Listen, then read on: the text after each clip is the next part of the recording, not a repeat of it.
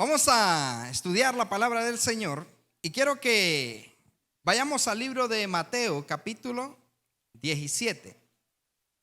Mateo 17. Dios es bueno, para siempre es su misericordia. Bien, Mateo capítulo 17, vamos a leerlo y sé que va a ser de mucha bendición. Que sea el Espíritu Santo alumbrándonos con su palabra, que hagamos clic y se abra toda la ventana de lo que el Padre maravilloso tiene para cada uno de nosotros. Dice el verso 1, vamos, dígale al Espíritu Santo, háblame en el nombre de Jesús. Amén. Dice, 6 días después, Jesús tomó a Pedro, a Jacobo y a Juan, su hermano, y los llevó aparte a un monte alto. ¿A dónde los llevó? A un monte alto. Y se transfiguró delante de ellos y resplandeció su rostro como el sol, y sus vestidos se hicieron blancos como la luz. Y he aquí le aparecieron Moisés y Elías hablando con él. Entonces Pedro dijo a Jesús: Señor, bueno es para nosotros que estemos aquí. Si quieres, hagamos aquí 3 enramadas, una para ti, otra para Moisés y otra para Elías. Mientras él aún hablaba, una nube de luz los cubrió. Y he aquí una voz desde la nube que decía: Este es mi Hijo amado, en quien tengo complacencia. A él oíd. ¿A cuánto le gustaría que el Padre dijera eso? Esta es mi hija amada, este es mi Hijo amado, en el cual tengo complacencia. Tremendo eso, ¿no? Al oír esto, los discípulos, al oír esto, los discípulos se postraron sobre sus rostros y tuvieron gran temor. Entonces Jesús se acercó y los tocó y dijo: levantaos y no temáis. Y alzando ellos los ojos, a nadie vieron sino a Jesús solo. Cuando descendieron del monte, Jesús les mandó diciendo: no digáis a nadie la visión, hasta que el Hijo del Hombre resucite de los muertos. Entonces sus discípulos le preguntaron diciendo: ¿por qué pues dicen los escribas que es necesario que Elías venga primero? Respondiendo Jesús le dijo: a la verdad, Elías viene primero y restaurará todas las cosas. Mas os digo que Elías ya vino y no le conocieron, sino que hicieron con él todo lo que quisieron. Así también el Hijo del Hombre padecerá de ellos. Entonces los discípulos comprendieron que les había hablado de Juan el Bautista. Muy bien, regáleme toda su atención. Voy a procurar no tardarme, quizá unas 3 horas, pero vamos a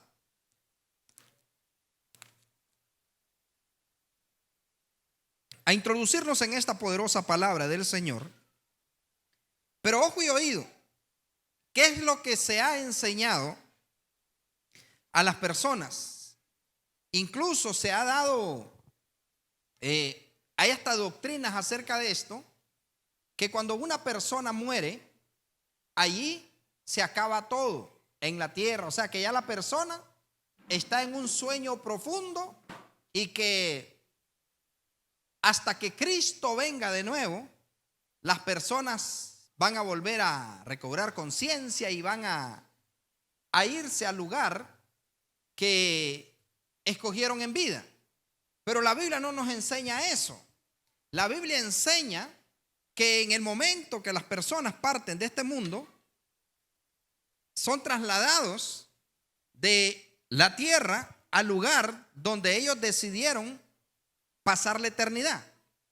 O sea, que muchas personas están en el paraíso, otros están en el infierno actualmente, porque ahí decidieron estar, ahí decidieron irse, pero ojo y oído con este asunto.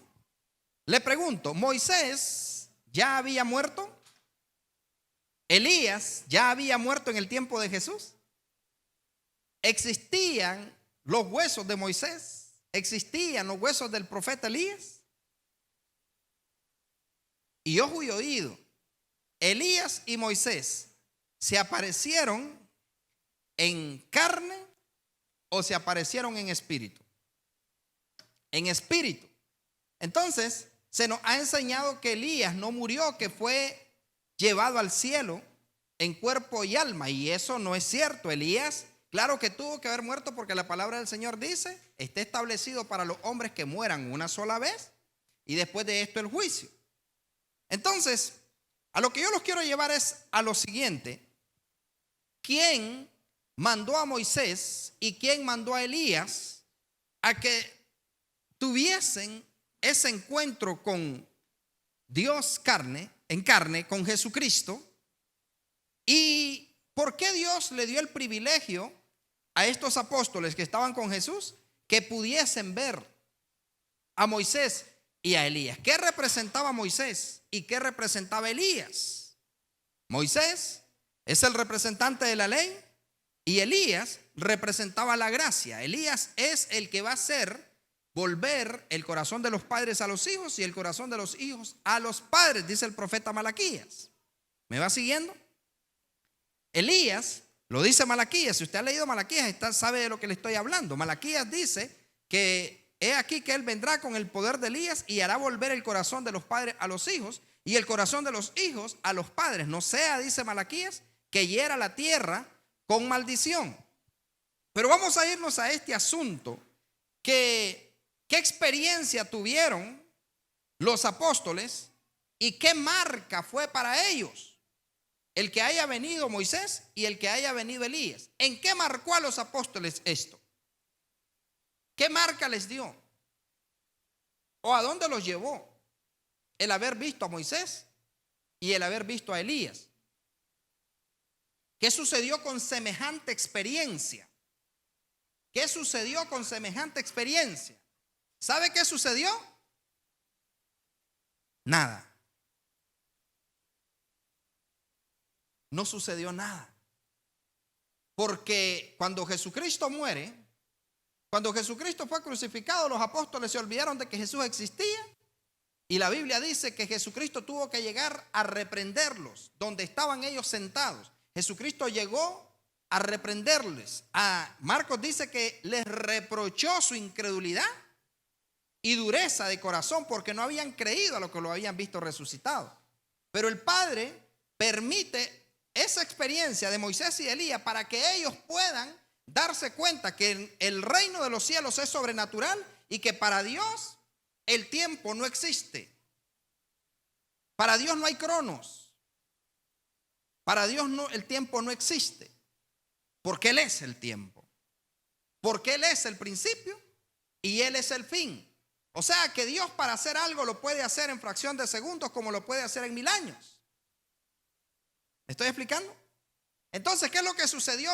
Dios siempre está llamando la atención del ser humano. Dios habla de muchas maneras y la intención del Padre cuando le muestra a Moisés y a Elías a ellos es para que ellos se dieran cuenta que Jesús es el Hijo de Dios, el unigénito del Padre, que Jesucristo era el Mesías, que Jesucristo era el elegido, y se lo mostró a judíos. Pedro era judío, Jacobo era judío, Juan era judío, y se los muestra a ellos para que se den cuenta que Él es el Mesías, que Él es el que había de venir. Sin embargo, ¿qué sucede cuando vinieron las pruebas, cuando vinieron las circunstancias, cuando vinieron las persecuciones, cuando vinieron las críticas? ¿Qué sucedió con Jacobo, con Pedro y con Juan?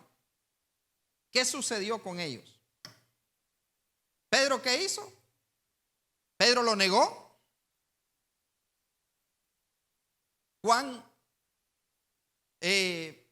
estaba entre los incrédulos cuando Jesucristo se aparece y les reprochó su dureza de corazón, su incredulidad.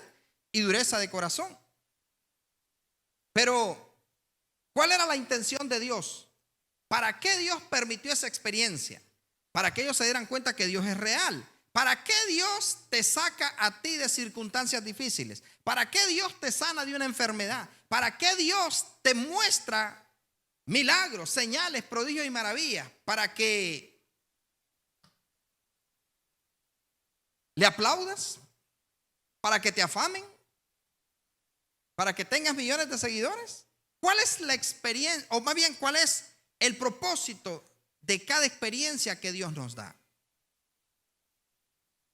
¿Alguien me está entendiendo o estoy hablando o le bajo de universidad secundaria?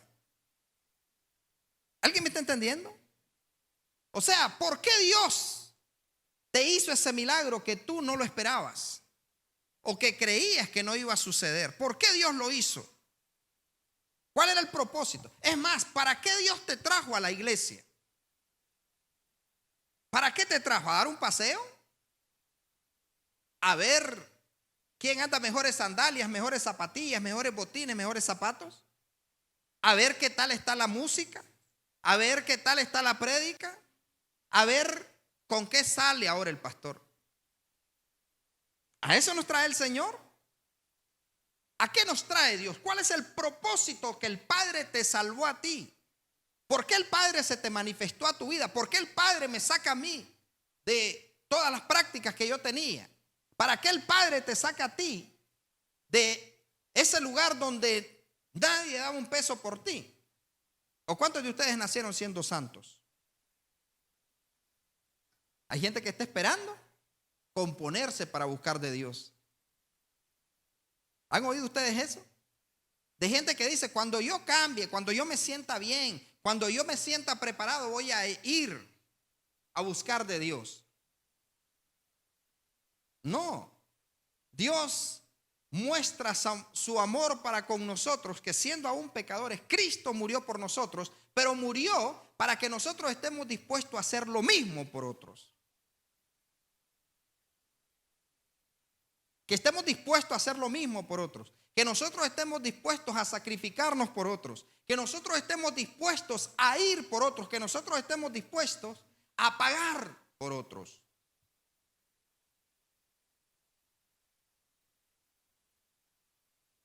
¿Qué tuvo que hacer Jesús? Era todopoderoso, omnipotente, omnisciente, omnisapiente, omnipresente, eterno, incansable. Para él no había día ni noche porque él es la luz. Pero se despojó de ser Dios para venir a este mundo sabiendo que iba a ser escupido, iba a ser azotado, iba a ser pisoteado, iba a ser crucificado y aún iba a ser menospreciado y desechado. Pero él se atrevió a venir. Entonces, cuando nosotros venimos aquí, yo le pregunto algo.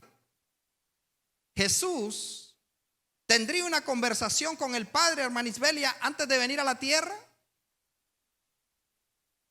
¿Habrá tenido alguna conversación Jesús antes de hacerse carne? ¿Ah? Por supuesto que sí. Seguro que vas a ir. Porque dice la Biblia que hubo un tiempo en que se buscó. No había nadie capaz de derramar sangre, y aunque lo hubiese habido, eran sangre corrupta. No había uno solo en la tierra que fuese digno de ir a la cruz. No había uno solo. Por eso ustedes que están leyendo Levíticos, o los que estamos leyendo el libro de Levíticos, allí vemos cuánta sangre se derramaba en el altar. Sangre de machos cabríos, sangre de palominos, sangre de toros, sangre de esto. Y era aquello, ¿no? En el libro que estamos leyendo, ¿cuánta sangre se tenía que derramar? Le decía yo a Samuel un día de estos, en lo que hablábamos en el altar. ¿Vos te imaginás ese altar cómo deben de haber quedado? Porque ahí diariamente había que derramar sangre por el pecado de blasfemia, por el pecado de no sé qué, por el pecado de no sé cuánto, ofrendas de paz, ofrendas por el sacrificio, ofrendas por la culpa de no sé qué, ofrendas por no sé cuánto. Imagínense que nosotros recogiéramos todas esas ofrendas. Si algunos no damos ni el diezmo, peor que diéramos todas esas ofrendas. Vamos, dígale a alguien, ahí te hablan. ¿Usted se imagina ofrendas por esto. Lo han leído, ¿verdad? Lo están leyendo en Levíticos. ¿Cuántas ofrendas? Imagínense Job. Diariamente Job sacrificaba 12 terneros, 12 ovejas. Diario, 12. 10 hijos, el de la esposa y el de él. Y yo no sé si por la suegra sacrificaba uno, pero el asunto es que diariamente Job sacrificaba 12 corderos, diario. 7 días a la semana. ¿Cuánto es 12 por 7?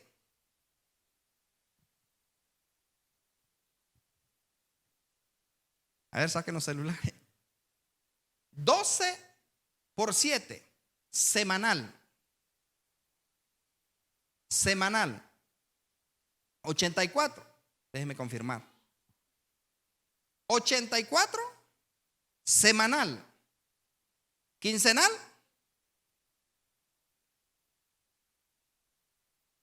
¿84 más 84? ¿Cuánto? 162. 168. 168 quincenal. ¿Y mensual? ¿Cuántos? A ver. 300 mensual. Usted sacrificaría 336.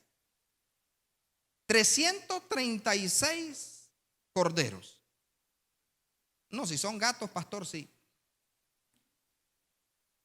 Pero si son ovejas, estamos hablando de 300 y pico mensual.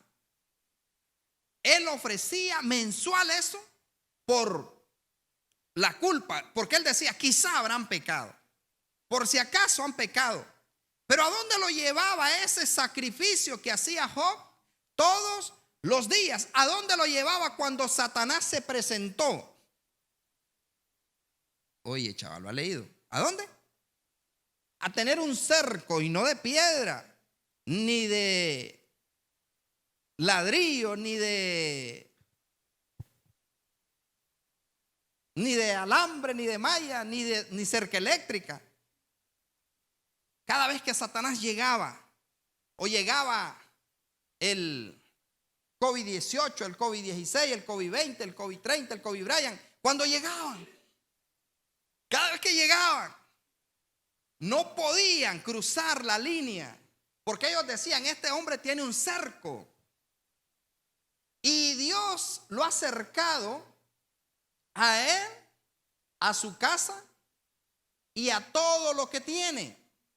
Por tanto, sus bienes se han multiplicado. O sea, ¿quién fue el que dio ese testimonio delante de Dios? Satanás también testifica. ¿Qué fue lo que dijo el condenado perdedor ese? ¿Acaso teme Job a Dios de balde? ¿No le ha acercado a él? ¿Cómo es el asunto? ¿Dónde estaba ese cerco? ¿Lo tenemos? Job, pero bueno. Job capítulo 1 dice, respondiendo Satanás a Jehová. ¿Quién? ¿Respondiendo quién? Respondiendo Satanás a Jehová. ¿Sabe qué significa Satanás? Acusador.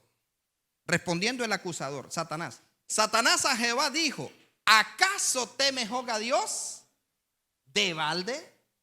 ¿Acaso teme Job a Dios de balde? ¿No le ha acercado alrededor a él, a su casa, a todo lo que tiene? Al trabajo de sus manos has dado bendición. Por tanto, sus bienes, ¿qué? Han aumentado. ¿Dónde? En el cielo, más allá del sol, más allá del... Yo tengo un hogar. No, yo allá. Yo necesito un hogar aquí. Allá está garantizado, es gratis. ¿Verdad? Más allá del sol. Es que yo tengo allá, mis riquezas están allá. Óigame, aquí necesitamos hacer campañas, hacer cruzadas. Aquí necesitamos hacer centros de rehabilitación. Aquí necesitamos darle de comer al hambriento, calzar al desnudo, vestir vestir al desnudo, calzar al descalzo. Calzar al desnudo, imagínate. Aquí necesitamos. Qué hermoso. Un día de esto mandaron un mensaje en el grupo Levantando Vallado, allá en Condega. A mí me tienen en un montón de grupos. El asunto es que, y no puedo silenciar ninguno, el asunto es de que cayó un mensaje y decía el mensaje: el niño fulano de tal, la familia es de escasos recursos y él no va a poder ir a la promoción porque no tiene su uniforme, no tiene sus zapatos y no tiene, no recuerdo qué más era.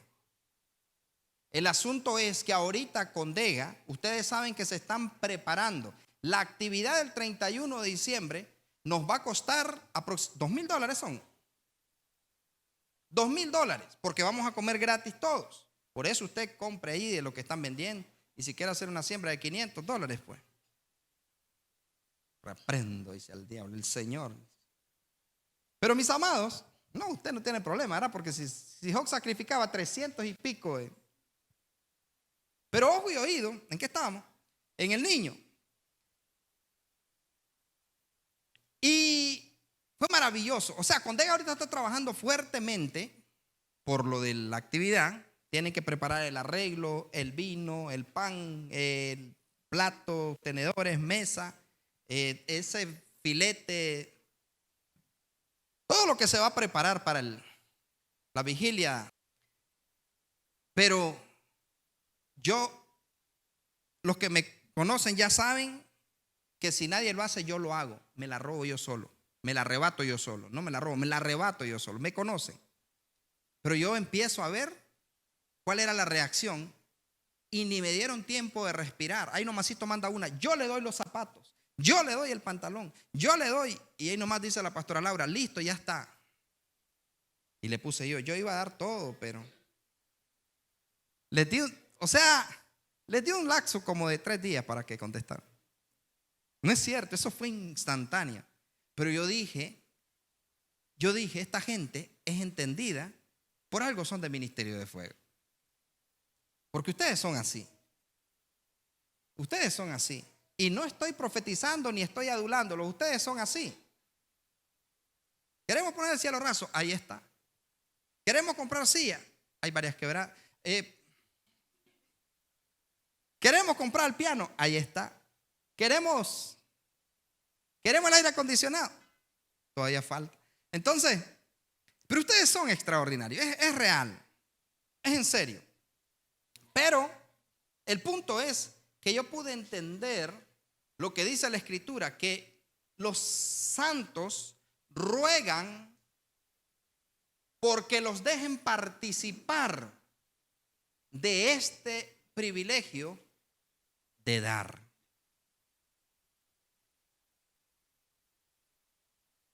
Nos rogaron, dice Pablo, que les diéramos el privilegio de dar. ¿Cuándo fue que usted rogó y dijo: pastor, mire que yo quiero patrocinar el evento, yo quiero apoyar? Y yo: no, déjeme, pastor, no, tranquilo, ya está. No, yo quiero. Rogaron que les dieran, que no les quitaran ese privilegio. ¿Y sabe de dónde dieron? Porque tenían plata. A ver si me lo regala Owen. Dice que de su abundante pobreza.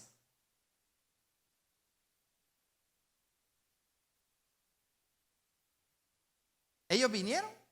Lo que le quiero decir es esto: que alguien pagó alguna campaña, alguien hizo una inversión para que Ángel Gabriel Quintero, guapo.com, dice mi esposa, para que yo me convirtiera a Cristo. Alguien hizo una inversión. Alguien hizo una inversión. Porque donde yo llegué y el Señor, me estoy preparando para ir a Puerto Rico. El Señor, o será por el reggaetón, pero Cuando yo llegué y el Señor me revolcó, tengámoslo ahí. Ahí había sonido, ahí había refrigerio, ahí había una logística detrás de eso. Yo no sé cuánto fue la inversión, pero ahí había una inversión. Tenemos una flaca allá en Condega que yo les decía, nos costó $3,000. Porque eso fue lo que se invirtió para que se convirtiera ella a Cristo. Era de los, ¿cómo le llaman a los católicos que supuestamente evangelizan? Delegada. Era delegada de los renovados, delegada de la palabra. Y dicen que ella hasta había hecho folletos y ella se había empecinado en detener las enseñanzas que yo llegaba a dar al colegio, y ella ahora testifica y dice que ella se había propuesto hacer un cortocircuito y interrumpir, y ella comenzó a prepararse para contrarrestarme y al final terminó siendo mi discípulo. Pero hubo una inversión en el estadio Juan Antonio Lira de $3,000 para que se convirtiera esa alma. ¿Cuánto se invirtió para que usted se convirtiera, para que usted llegara a los pies de Cristo? ¿Cuánto costó ese evento? Por lo menos el taxi, ¿no? Para que usted llegara a los pies de Cristo, alguien tuvo que pagar un precio, y no solo oración y ayuno. Alguien tuvo que invertir, ¿sí o no? Entonces, ojo y oído, mire lo que pasó, lo que dice aquí. Yo no sé por qué yo estoy hablando de esto, yo quería hablar de la transfiguración. Pidiéndonos con mucho, a ver, vámonos antes. Asimismo, hermanos, os hacemos saber la gracia de Dios que se ha dado a las iglesias de Macedonia, que en grande prueba de tribulación, la abundancia de su gozo y de su profunda pobreza abundaron ¿en qué? En riquezas de su generosidad. ¿Cómo eran los de Macedonia? Estaban en escasez, ¿no? Que en grande prueba de tribulación, la abundancia de su gozo y su profunda pobreza abundaron en riquezas de su generosidad. Pues doy testimonio de que con agrado han dado conforme a sus fuerzas, y aún más allá de sus fuerzas, pidiéndonos con muchos, ¿qué? Con muchos ruegos, que les concediésemos el privilegio. ¿Sabe usted que hay gente que quiere privilegio de cantar, privilegio de predicar, privilegio de que lo dejen hacer esto? Pero ¿cuántos quieren? Y dicen, yo quiero el que me dé el privilegio, pastor. ¿De qué? De hacer una siembra para la actividad. Pidiéndonos con mucho ruego que les concediésemos el privilegio de participar en este servicio para los santos. ¿Será que iban a hacer la procesión? Para los santos. No, ustedes son santos. Santos, consagrados, dedicados. Usted cuidado diciéndole santo a esos muñecos. Esos son ídolos, estatuas. Pero santos son ustedes. Por eso dice la Biblia, escribe a los santos que están en Colosas, escribe a los santos que están en Galacia, escribe a los santos. Allí se está refiriendo a los santos que estaban en otras congregaciones. Porque hay gente que incluso dice que Pablo nunca pidió diezmo, Pablo nunca cobró, y Pablo nunca, pero yo le voy a decir una cosa, y ayúdeme con esto, ingeniero.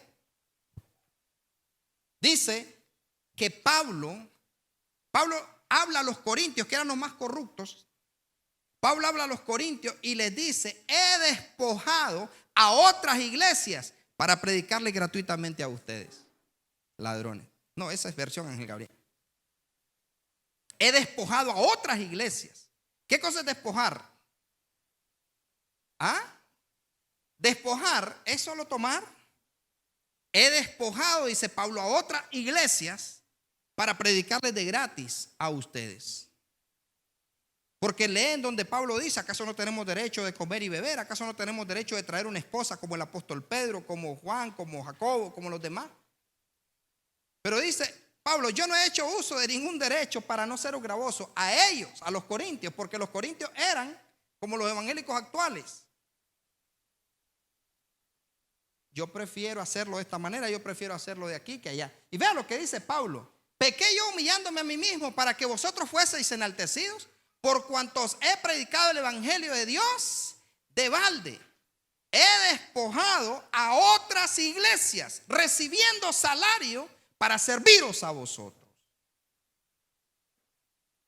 ¿Qué hizo el apóstol? Otras iglesias lo financiaban para predicarle a los corruptos, que para todo buscaban pretexto y se ponían a ver videos de Santiago Alarcón, de Luis Toro, de no sé quién, de no sé cuánto, para tener una justificación. Pero ¿qué dice Pablo? He despojado a otras. ¿Y qué recibía de las iglesias? ¿Qué? ¿Qué recibía? ¿Y qué salario? ¿Cuál es el salario? No, yo creo que, a ver, alguien ande ahí una libreta, vamos a recoger un aguinaldo. Porque solo ustedes tienen derecho, ¿yo no? He despojado a otras iglesias. O sea que otros pagaban, como pasó aquí, como pasa aquí. Aquí hubieron personas del ministerio que, mire, yo voy a sembrar $20 para la actividad, yo voy a sembrar 100, yo voy a sembrar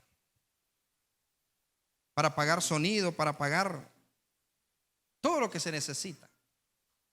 Y esta actividad es maravillosa. Y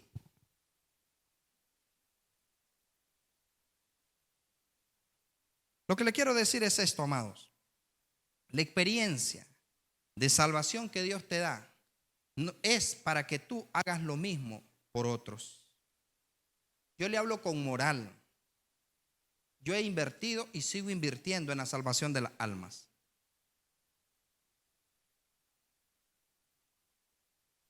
Pago programa de televisión.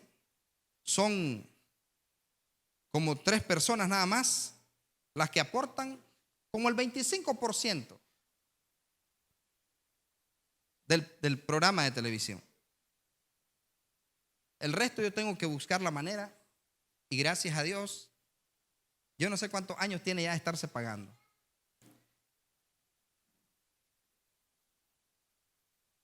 Hay que recoger dinero en las águilas, aquí está. Hay que recoger en los porteros, aquí está. Hay que recoger en los diáconos, aquí está. Hay que recoger en la fundación, aquí está. Hay que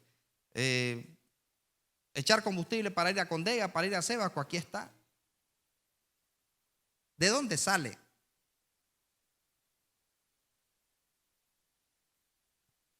Por ejemplo, imagínense en Cebaco, yo voy a dar mi servicio y generalmente son de 500 en 500, 700 lo que echo de combustible, depende cómo ande la camioneta, semanal. Cada miércoles son 700 de combustible, 500, 700 de combustible, semanal. Allá los hermanos a mí no me dicen, pastor, ayúdese con el combustible. Claro, yo gano, o sea, Dios me lo paga. No es que yo, aquí nadie me dice, pastor, ¿y cómo hace? Y eso no significa solo combustible. Allí ustedes, los que tienen vehículos, saben lo que significa. Voy a Condega, de repente hay que ir a hacer alguna visita fuera de la ciudad. Yo no pido combustible. Si es para irlo a dejar al aeropuerto, sí me va a dar el combustible, por lo menos. O para irlo a traer.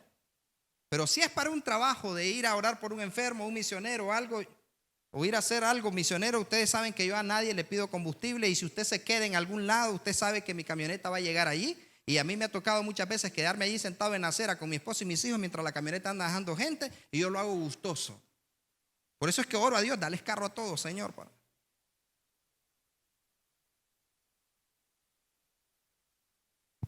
Pero mis amados, lo que les quiero decir es esto, que la experiencia que Dios te dio, imagínense lo que estaba diciendo Pedro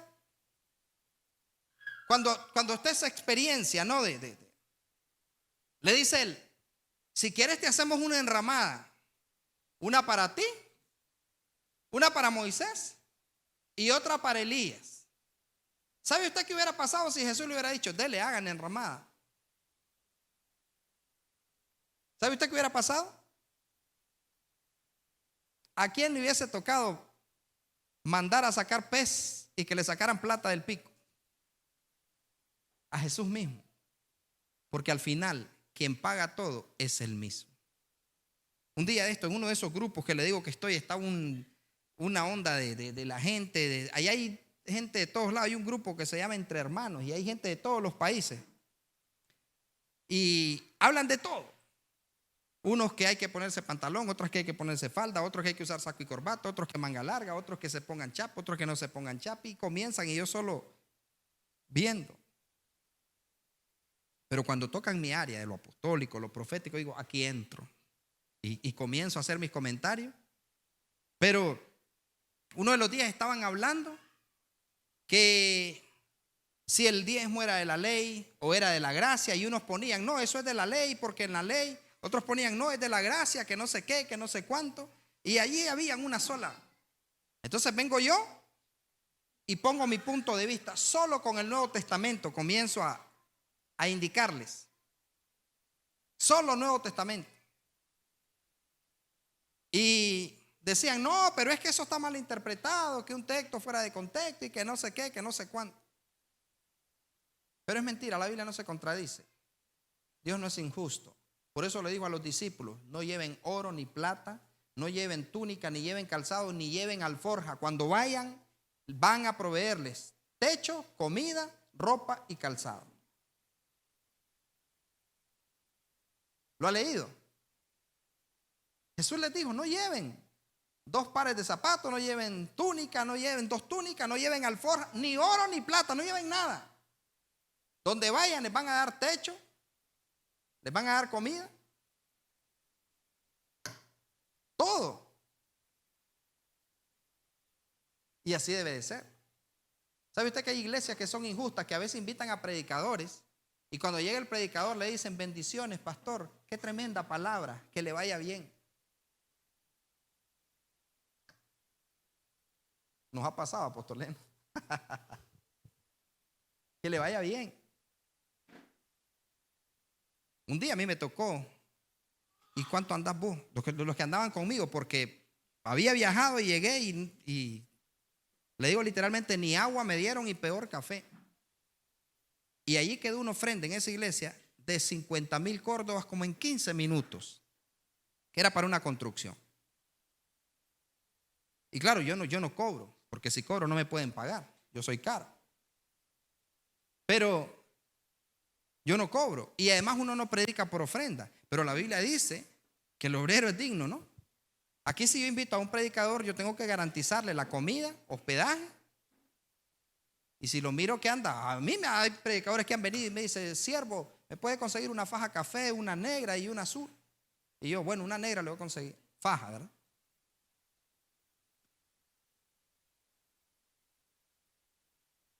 Que algunos vienen aquí y le dicen qué marca de agua, qué tipo de internet. Canadá Drive, toalla, y que no sé qué, y que el hotel aquí, que no sé qué. Pero el asunto es que nosotros lo cubrimos. Pero lo que les quiero decir, mis amados, es que cuando estábamos en eso, a cual más teólogo, yo incluido, y que no sé qué, y que dice Hebreos capítulo 7, y que dice la Biblia que Pablo despojó, y que no sé qué, y comenzaban los textos Antiguo y Nuevo Testamento. Pero hubo una persona que nos dio un coscorrón a todos. Solo entró y puso un comentario y dijo, qué injustos que son peleando por lo que no es de ustedes, porque de él son las riquezas. Y yo, 86, 33, 21, 16 salió del grupo. La respuesta de esta persona que puso fue, qué injustos, qué malagradecidos, no recuerdo cómo fue que puso, peleando por lo que no es de ustedes, porque de Dios son las riquezas, de Dios son nuestros hijos, de Dios son nuestros bienes, de Dios es nuestro dinero, de Dios es nuestro oro, nuestra plata, de Dios es todo. Él mismo dice, mío es el oro y mío es la plata, pero a veces sacamos pecho, mi dinero con mi plata que no se metan, con mi cartera que no se metan. Pero cuando entendamos eso nosotros, Y esto no se trata solo de diezmos, se trata de que deberíamos de tener un presupuesto para salvar por lo menos un alma. Deberíamos de tener un presupuesto para salvar almas. ¿Y cuántos de ustedes tienen presupuesto para salvar almas? Sin vanagloria, yo tengo presupuesto para salvar almas. ¿Cuántos de ustedes tienen presupuesto para salvar almas?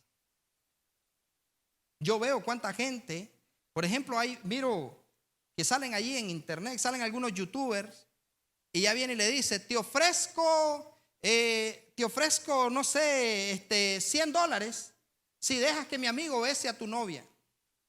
Te ofrezco $500 si dejas que mi amiga bese a tu esposo. Y la gente, ¿cuánto? Tanto. Está bien. ¿Y cuánto va a durar? Tanto. Y he visto algunos como. Y ellos tienen presupuestos para ganar seguidores por hacer groserías, porque eso es una grosería. Miré una pareja de ancianos que les ofrecieron dinero y le dicen, mire, que su esposa le dio un beso a él y le dice el anciano a la anciana, el señor pues le dice, amor, le dice, tú sabes que ahorita tenemos necesidades, hacelo. ¿Estás seguro, viejo? Sí. Y se comienzan a reír los que están grabando y el asunto es que la señora le dio el beso y el viejito le dice, ya, le decía él, ya, o sea, que no siguieran. Y yo deseaba poderme transportar y entrar y que fuera en vivo ese video para agarrar y quebrarle la cámara y aunque me echaran preso, desnucarlos a todos.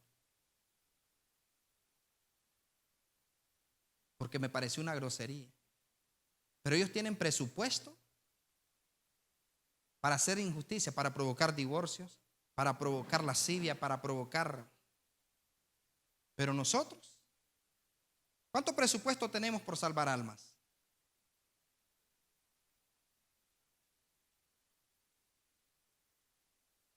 ¿Y sabe qué dice Proverbios? Que el fruto del justo es árbol de vida. Pero mis amados, alguien invirtió para que usted hoy estuviera a los pies de Jesús. Alguien invirtió. El fruto del justo es árbol de vida. ¿Y cómo dejamos de ser ignorantes? Y el que gana almas es sabio. El que gana almas es sabio. No, pastor, pero es que yo no sé cómo predicar. Pastor, pagué 3 meses para que usted predique ahí en la Bethesda. Pero ahí es caro, no importa, yo pagué 3 meses porque yo quiero que alguien se salve. Pagué un programa especial para que usted vaya y dé un mensaje. Alguien decía, no es bíblico, pero debería de ser incluido. Donde no van tus pasos, que vayan tus pesos. Porque tal vez usted no sabe ni cómo o no tiene moral para predicarle a otro porque tiene miedo que le vayan a decir, ¿y qué me venís a predicar vos si vos tal cosa? Pero tal vez no tenga eso, pero usted tal vez puede hacer y decir, voy a facilitar para que el evangelio sea predicado.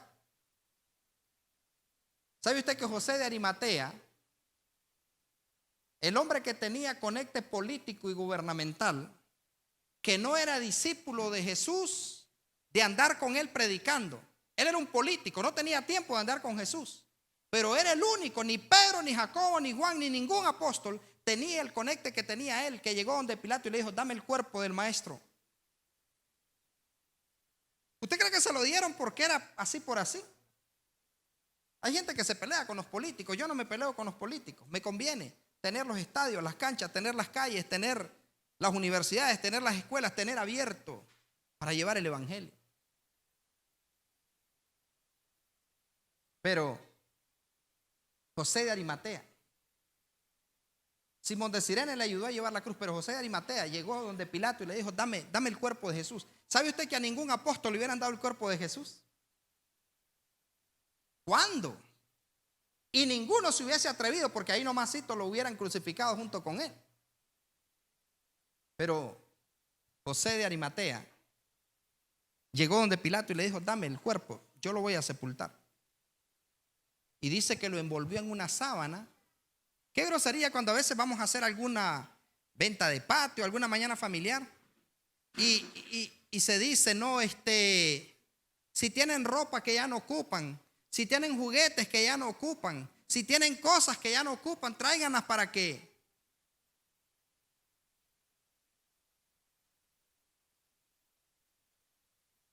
Pero ¿cómo era la sábana que envolvió José a Jesús? ¿Cómo era esa sábana? ¿Lo tenemos, Owen? Después de todo esto, José de Arimatea, que era discípulo de Jesús, pero ¿cómo? Secretamente, por miedo de los judíos. O sea, a este hombre no lo miraban repartiendo los panes y los peces con Jesús. Era discípulo, pero era encubierto.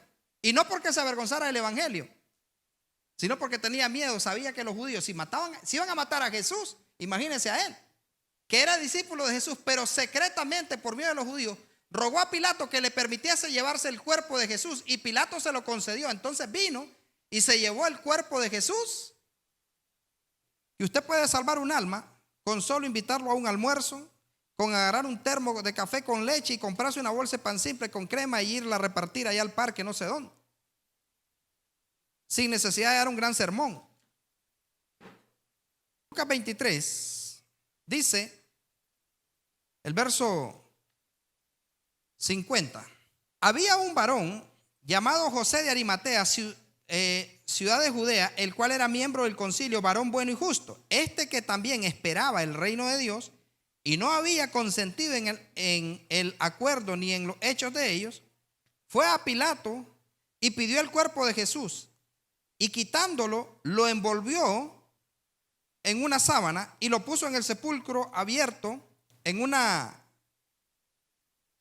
peña en la cual aún no se había puesto a nadie. Veamos cómo lo dice Juan. Mateo 27, 57 dice: cuando llegó la noche, vino un hombre rico de Arimatea llamado José, que también había sido discípulo de Jesús. Ya leímos cómo el otro evangelista dice que caminaba encubierto, ¿no? Fue a Pilato y pidió el cuerpo de Jesús. Entonces Pilato mandó que se le diese el cuerpo. Y tomando José el cuerpo, ¿qué hizo? Lo envolvió en una sábana limpia, y lo puso en un sepulcro nuevo que había labrado en la peña, y después de haber rodado una gran piedra a la entrada del sepulcro se fue. Ok, pero el asunto es que lo que les quiero decir: ¿cómo envolvemos nosotros el cuerpo de Jesús? ¿Con sobras? ¿Cómo envolvemos el cuerpo? ¿Y cuál es el cuerpo de Jesús? ¿Cuál es el cuerpo de Jesús?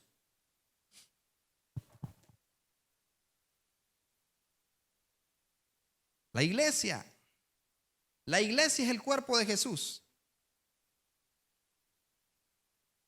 La iglesia es el cuerpo de Jesús. Pero hay mucha gente que es iglesia y que está allá todavía en el alcohol. Hay gente que es iglesia que está allá todavía en la prostitución, en la drogadicción, en la pornografía. Hay gente que es iglesia que está allá todavía en prácticas que no son correctas ante los ojos de Dios. Pero ¿quiénes son esos José que la están envolviendo? ¿Sabe que hay gente que está criticando lo que vamos a hacer nosotros el 4 de diciembre? Hubo alguien que yo creo que todavía viene cayendo, que me dijo: esa música de vagos no creo que sea de Dios, y no creo que se salven almas con esa música mundana. No creo que se salven almas con esa música del diablo. Habría que ver, apostoleno, lo que pasó cuando cantó el soldado en el recreativo. Cuando yo vi al soldado en el recreativo, así le dicen a él, ¿no? Un cantante de Costa Rica. Cuando yo lo vi, estaba recién convertido. Yo venía de andar en la disco, de andar en los bacanales. Iba solo a pasear. Y cuando vengo a los pies de Cristo, me invitan a esa actividad. Y cuando yo miro al soldado con un chaquetín, el corte de pelo que traía, creo que hasta chapa andaba. Y cuando yo lo miro, gracias a Dios que el Señor me salvó con la gracia, no con la ley. En el tiempo de la gracia, no de la ley. Y cuando yo lo miro, lo primero que dije es: ese pandillero, ¿qué va a estar haciendo? ¿Qué va a transmitir? Y anteriormente habían cantado los muchachos de AA, creo que eran. Y ellos ministraron magistralmente, pero ni un alma fue tocada. Pero cuando pasó el pandillero, el vago, que yo lo crucifiqué de antemano y lo miré, yo dije, no, y le digo a los que andaban conmigo, no, vamos, nule. No, hombre, hermano Ángel, me dice, espérese, ahí va a ver. Todavía no nos conocíamos, apostolenos, si no, a lo mejor usted me hubiera reprendido. Pero cuando yo vi eso, yo comencé y dije, ese vago, comencé a decirle de todo. Si este fuera profeta, sabría quién es la que le está besando los pies. Como todo un fariseo. Y cuando ese varón agarró ese micrófono y comenzó, lo primerito que hizo él fue, empieza a decir, ahora dice, vengo atando al hombre fuerte y a su subordinado y vengo echando fuera todo espíritu territorial, a todo principado y potestad le hablo. Y yo dije, ¿qué es eso? De tipo, lee. Y yo recién leí el libro de Rebecca Brown, de los muchos libros. Y comienza él, y cuando empezó a ministrar, fue impresionante cómo pasaban al altar llorando. Y yo mismo caí de rodillas y le pedí perdón al Señor. Y quería ser como él después. Me quebró la vida el Señor. Pero ¿sabe usted que hay muchos que así son? De que ya dicen, no, es que ¿qué? Con esa música. Entre todo lo que le dije a esta persona, yo le dije, cuando usted dice que algo es del diablo, usted está atribuyéndole a Satanás el papel de creador. Y Satanás no es creador, pero ni de él mismo. Satanás no ha creado nada. Dios es el creador de todo lo que existe, sea rock, sea merengue, sea rap, sea. Lo único que el diablo hizo fue hacer lo que hacen con la cocaína. La cocaína no fue creada con fines de droga, fue creada con fines medicinales, pero la agarraron y le hicieron una droga. Decía alguien, un cuchillo en las manos de un asesino es peligroso, pero en las manos de un buen chef, extraordinario platillo el que te puede preparar. Entonces Satanás no es creador de nada. Pero lo que le quiero decir es que esa persona que estaba criticando, incluso el apostoleno puso una publicación allí y alguien le decía teológicamente que no sé qué, que no sé cuánto. Y no recuerdo qué le comentó el apóstol, pero yo vine y le comenté y le dije, cuando usted invierta lo que nosotros invertimos en alma, cuando nos encontremos en las calles, en algún hospital o en alguna casa materna o en algún orfanato, llevando el evangelio, hablemos. Porque hay gente que es experta en criticar, pero no en respaldar la obra y el reino. ¿Cuántos José de Arimatea hay aquí que van a envolver el cuerpo de Jesús, que van a ir por ellos a los urbanos, que va a pagar un taxi solo para hablarle al taxista, que se va a subir al urbano solo para, quizá para regalarle una paleta a alguien y decirle, esta paleta te la manda el Señor? Pero necesitamos que la experiencia que hemos tenido no sea para querer hacer una enramada y estancar el propósito, sino que sea para que el reino de Dios se establezca. Que el reino de Dios se establezca. Yo quiero hacerlo. Yo quiero ser ese José